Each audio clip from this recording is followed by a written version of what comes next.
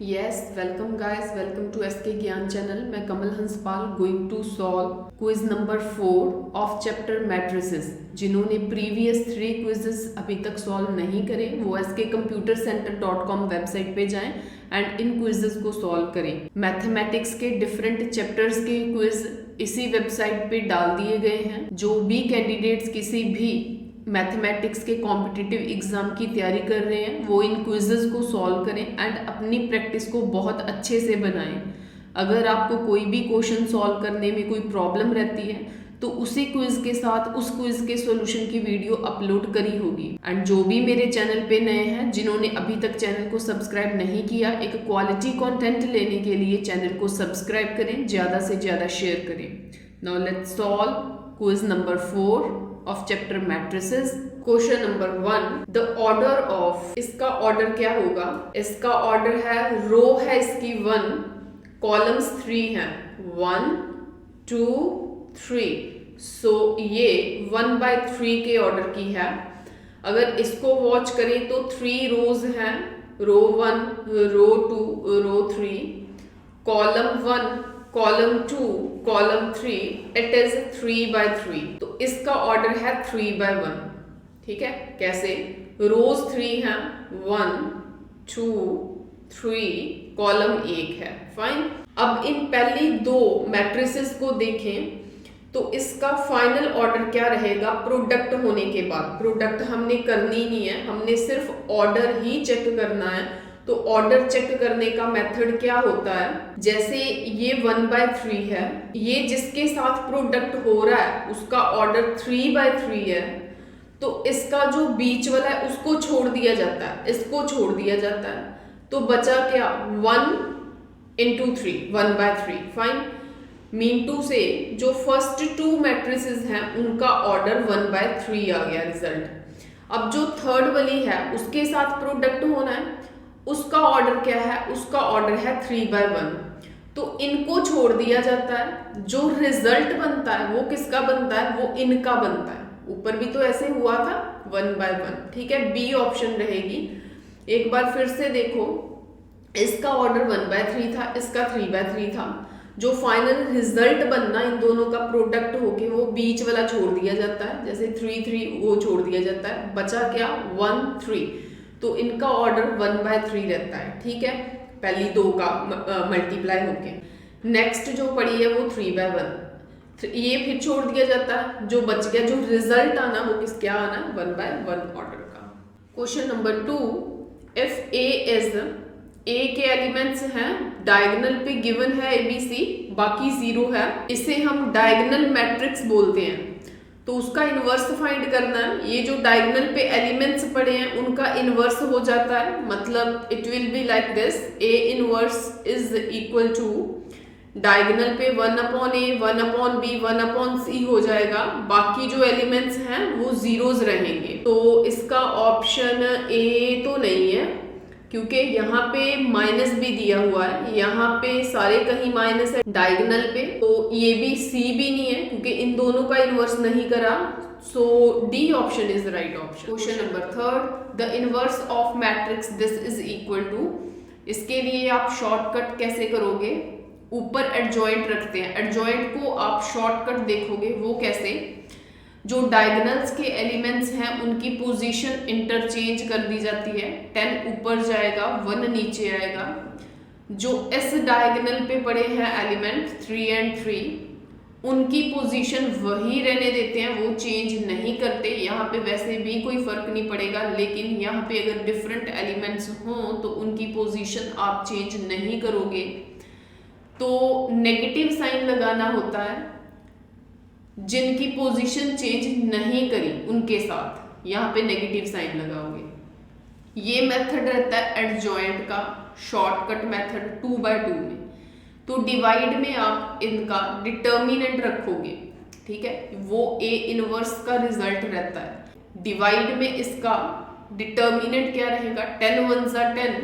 ठीक है, -3 3 9, 10 - 9 1। डिवाइड में 1 आना है, तो यही आपका रिजल्ट रहेगा A इनवर्स के लिए, क्योंकि डिवाइड में जो है वो 1 आ रहा है। 10 1 -3 so B option is right option. Question number 4, A की वैल्यू दी हुई है अभी, ए की वैल्यू है 0 0 1 1, ए रेज टू पावर 4 की वैल्यू क्या रहेगी, ए स्क्वायर इंटू ए स्क्वायर। तो इट मीन्स मैं पहले ए स्क्वायर निकाल लूं। जब ए स्क्वायर निकालते हैं तो इसका आप डायरेक्ट याद रखो, आप मल्टीप्लाई करके देख लो, ए स्क्वायर आपका ये बनेगा, आप चेक कर लो। फाइन, ठीक है। इसके लिए आप इसको लर्न करो, आप इसको याद रखो कि जब भी डायगोनल्स पे 0 है, इस साइड जो है वो 1 1 है, उसका स्क्वायर जो है वो आइडेंटिटी मैट्रिक्स बन जाएगा।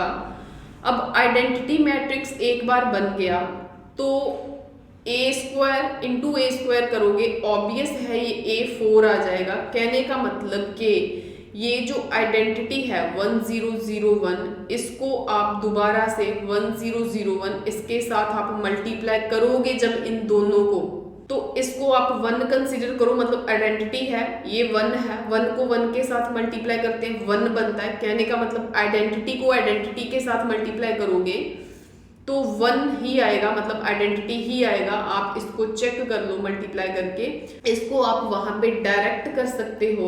सो A answer will be right answer, ठीक है। याद क्या रखना है, जब भी डायगोनल पे 0 है, यहाँ पे 1 है, उनका जो स्क्वायर है वो आइडेंटिटी मैट्रिक्स बनाएगा। तो आइडेंटिटी मैट्रिक्स को जितनी बार उसके साथ मल्टीप्लाई करो वो अब चेंज नहीं होंगी, जीरोस अब फिर अपनी पोजीशंस चेंज नहीं करेगी, वो आइडेंटिटी ही रहेगा। सो A4 की जो वैल्यू है, जो रिजल्ट है, वो ए ऑप्शन रहेगा। क्वेश्चन नंबर 5, ए की वैल्यू दी हुई है, ए इनवर्स निकालना है। तो उसके लिए आप क्या करोगे, जो डायगोनल, इस डायगोनल पे एलिमेंट्स पड़े हैं उनको आप इंटरचेंज कर दोगे, वो रहेंगे 1 5। उसके बाद जो यहाँ पे हैं 2 3, उन वो वैसे के वैसे रहते हैं, 2 3 वैसे के वैसे रहेंगे, लेकिन उनके साइन चेंज होंगे। डिवाइड में आता है इनका डिटर्मिनेंट रहेगा 5 1 5 माइनस 3 2 6। डिवाइड में -1 आ रहा है, वो जो -1 है वो इन सब के साइन चेंज करेगा, -1 -5 यहाँ पे 2 3, ठीक है, ऐसे आ जाएगा। तो ये आपका रिजल्ट रहेगा, B option is right option. Question number 6, if A is symmetric matrix then x की वैल्यू क्या रहेगी। सिमेट्रिक के लिए होता है इनके रो कॉलम को इंटरचेंज कर दिया जाता है। ये जो रो है 4x + 2 वो कॉलम बन जाएगा, कॉलम में ये चीज लिखोगे x + 2, 2x - 3x + 1 इसका कॉलम बना दोगे 2x - 3। उसके बाद इनको इक्वेट कर दोगे, ठीक है। ये जो 4 है, 4 को 4 के साथ इक्वेट कर दो। यहाँ पे x + 2 है, उसको 2x - 3 के साथ इक्वेट कर दो, ठीक है। x + 2 को किसके साथ इक्वेट करना है, 2x - 3 के साथ। यहाँ पे x + 1, यहाँ पे x + 1, ये तो सेम है ना, इसको रहने दो। दूसरा एलिमेंट क्या है, 2x - 3। बेसिकली आपको a की वैल्यू निकालनी थी, वो दोनों को इक्वेट करने से सेम ही आएगी, आप चेक कर सकते हो। यस, देखो x + 2 2x - 3 के इक्वल है, यहाँ पे भी वही चीज है, बस लेफ्ट राइट में है। तो आप इनकी वैल्यू निकालो, इसको सॉल्व करो, your answer will be 5 answer. So B option is right option. Question number 7, from the matrix equation AB = AC, AB AC के इक्वल है, वी कंक्लूड B = C। ये कंक्लूजन निकली है। ये तभी पॉसिबल है अगर ये A कैंसिल हो गए होंगे। ये मैट्रिसेस में तब पॉसिबल है अगर यहाँ पे A इनवर्स के साथ ये प्री मल्टीप्लाई हुआ होगा, मतलब उसकी आइडेंटिटी बनी होगी, इसकी भी आइडेंटिटी बन गई, तो यहाँ पे B = C बच जाता है, ठीक है। तो ये चीज तब पॉसिबल है अगर वहां पे A इनवर्स हो। तो A इनवर्स का मतलब क्या होता है, A इनवर्स के लिए जो रिजल्ट होता है, जो डिटर्मिनेंट होता है, A का डिटर्मिनेंट होता है, वो नॉन जीरो होना चाहिए, तभी A इनवर्स पॉसिबल होता है, नहीं तो नहीं होगा। फाइन, अब रिजल्ट ये चाहिए था, मतलब A यहाँ से कैंसिल चाहिए थे, मतलब उनकी प्री मल्टीप्लाई A इनवर्स के साथ हुई होगी, मतलब ए इनवर्स चाहिए, मतलब ए डिटर्मिनेंट 0 के इक्वल नहीं होगा, ये बात तो पक्की है। तो जिस चीज में जो डिटर्मिनेंट 0 के इक्वल होता है उसको बोलते हैं सिंगुलर मैट्रिक्स। जिसमें ए डिटर्मिनेंट 0 के इक्वल नहीं होता उसमें बोलते हैं नॉन सिंगुलर मैट्रिक्स। सो ए क्या होनी चाहिए? Non singular matrix. Question number 8, if A is singular matrix then this is scalar matrix, zero matrix, identity matrix और orthogonal matrix। A singular है, A singular है मतलब A determinant is equal to 0। Non singular के लिए अगर यहाँ पे non singular है तो A डिटर्मिनेंट 0 के इक्वल नहीं होता। कहते ये रिजल्ट क्या है? रिजल्ट है A इंटू एडजॉइंट A।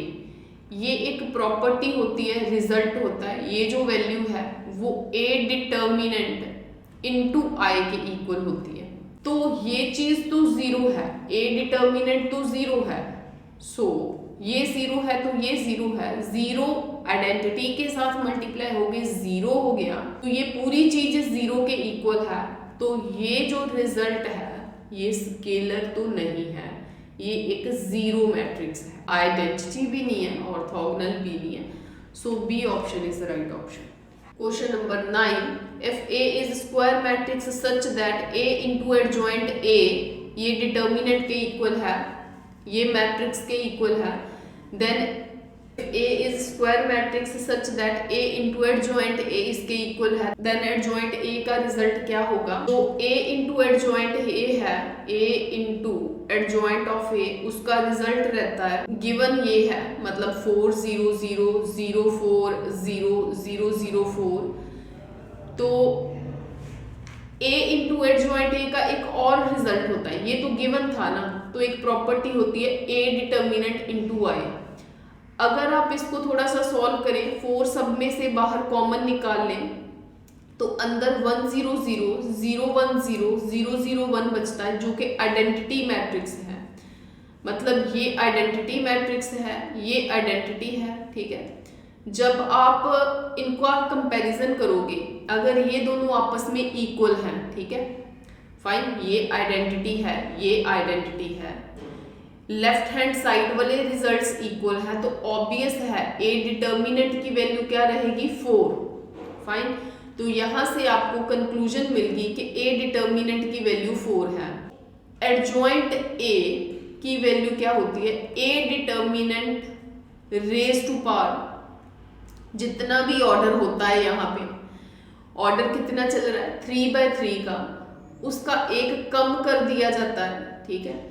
ये प्रॉपर्टी होती है, ये एडजॉइंट A का रिजल्ट रहता है। तो A डिटर्मिनेंट की वैल्यू 4 है, उसके रेज टू पावर 2 है, तो 4 4s are 16। So B option is right option. Question number 10, if A is this, A given है, then which one of following as not correct, जो करेक्ट नहीं है वो बताना है हमने। तो इसके लिए आप अपनी मेमोरी में एक बात याद रख लो कि मैट्रिक्स दी हुई है, ये ऑर्थोगोनल है, ठीक है। कैसे है? ऑर्थोगोनल की कंडीशन क्या होती है?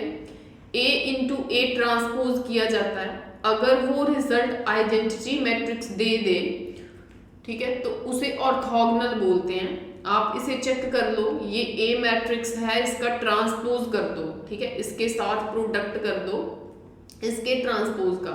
कहने का मतलब कॉज थीटा, मतलब रो जो है वो कॉलम बन जाती है, इस रो को कॉलम बनाओ, साइन थीटा कॉस थीटा। अब इनकी प्रोडक्ट करनी होती है यहाँ पे, ठीक है, ये रो है, ये कॉलम है, इनकी मल्टीप्लाई करो, ठीक है, 1 बनेगा, वहां पे आइडेंटिटी बन जानी, cos theta cos square theta minus sine theta, ठीक है, प्लस का साइन स्क्वायर थीटा 1 आ जाना।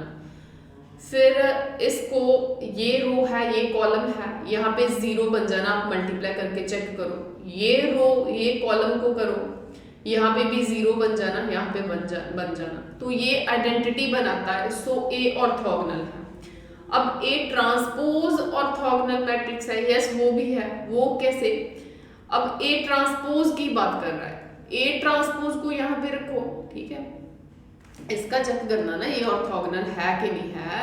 तो कहने का मतलब जिसका चेक करना है उसकी प्रोडक्ट उसके ट्रांसपोज के साथ लेनी है, ठीक है।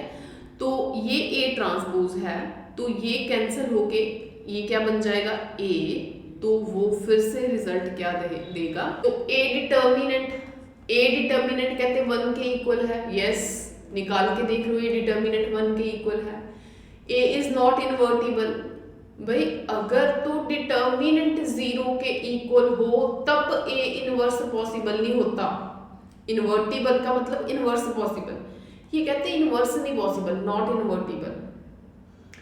इनवर्स पॉसिबल नहीं है, इनवर्स तो पॉसिबल है, तो ये फॉल्स है। तो हमने निकालनी क्या थी, हमने नॉट करेक्ट निकालनी थी। 4 ऑप्शन में से नॉट करेक्ट कौन सी है, ये वाली। So D option is the right option. आपको जो करेक्ट नहीं थी वो बतानी थी ना, ठीक है। Thanks for watching till the end.